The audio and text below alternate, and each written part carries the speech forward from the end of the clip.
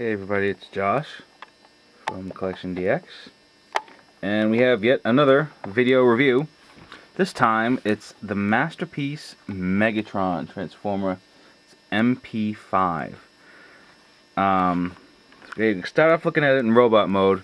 Now, in gun mode. Of course, you know the controversy here.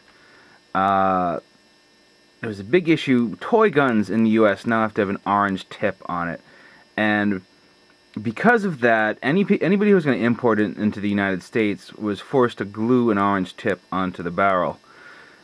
It's gone so far now that even eBay has yanked all the auction listings for Megatron in gun mode, regardless, I think, of whether they have the tip or not.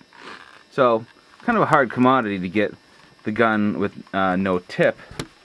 But my buddy Andy at Beta Toys, he's got the gun with no tip. So, see, look, no tip. You can go buy it. And as far as I know, even if you did get one with the tip, they come out pretty easily. So I really don't know what the point was. The thing's packaged in robot mode anyways, but it does have a giant picture of a gun on the front. So, alright, here it is in gun mode. It's a Walther P38. It feels big. Like, it shouldn't be this big for my hand, and I'm a pretty big guy. It feels a little big, like, you know, maybe they just overscaled it a little bit. But it's pretty cool in gun mode. It's it's heavy up in this area because there's a lot of the metal construction parts are inside in there. Is there any metal on the outside here? I don't think so. The little safety switch works. Trigger works. It has a scope, which I will put on like so. Button on the scope here will activate the light. Kind of neat. So gun mode, pretty cool. Looks a lot like the old G1 gun did.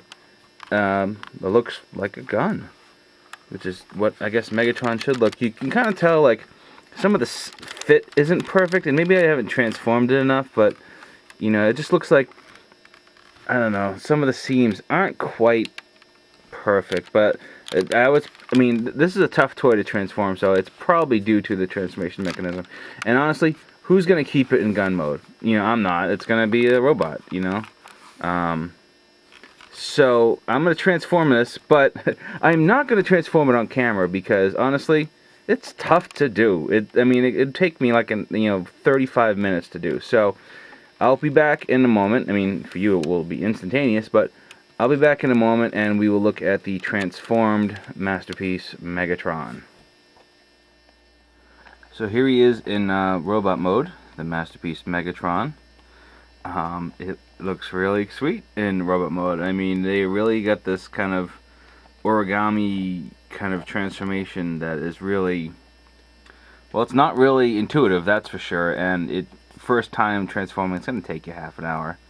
I mean, put us at an hour. Just, you know, the instructions aren't super clear. You end up getting the hang of it, but still, it's just not. There's so many little panels and little, like, let's look at the back here.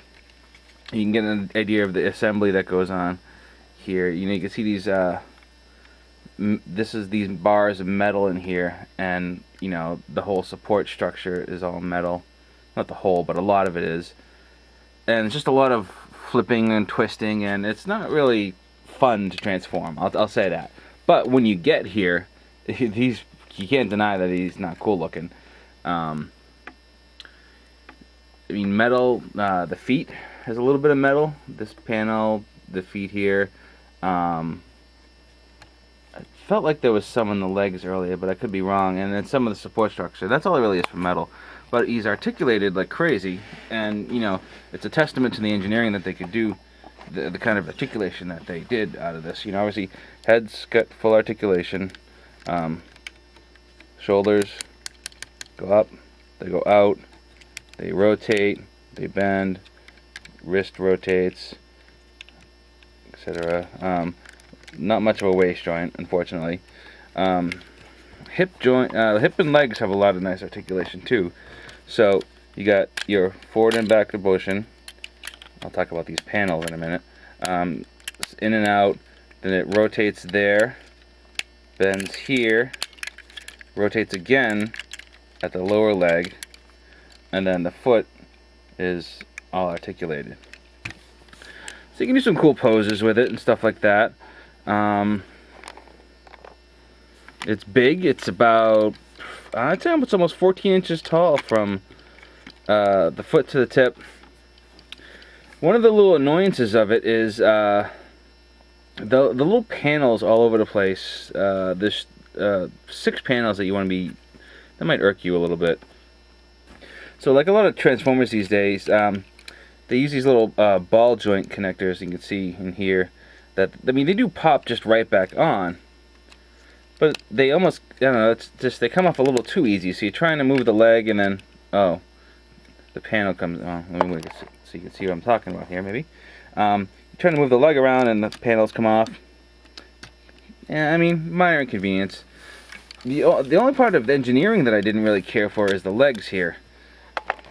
The bottom of the legs.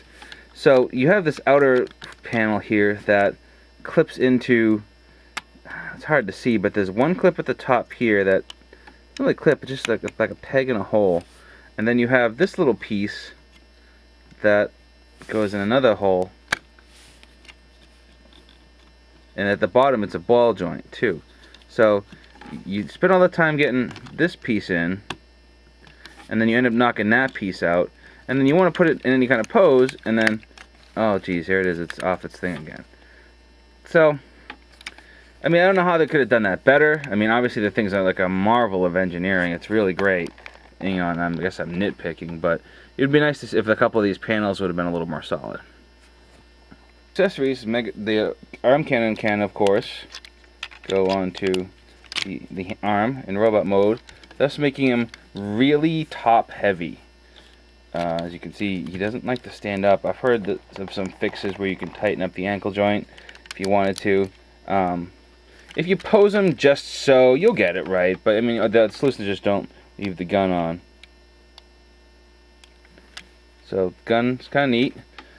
He also comes with a laser sword that you can put in the palm of his hand.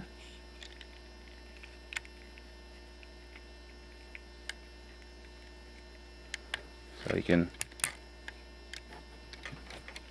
hit things with a laser sword. Megatron also comes with a small blaster, which, I mean, when you really think about it, Megatron's a gun, and he's holding another gun. Why doesn't he just use his gun parts? Why would he need another gun? I don't know. I suppose if I'd watched the cartoon and paid a little more attention, I would probably know what that is.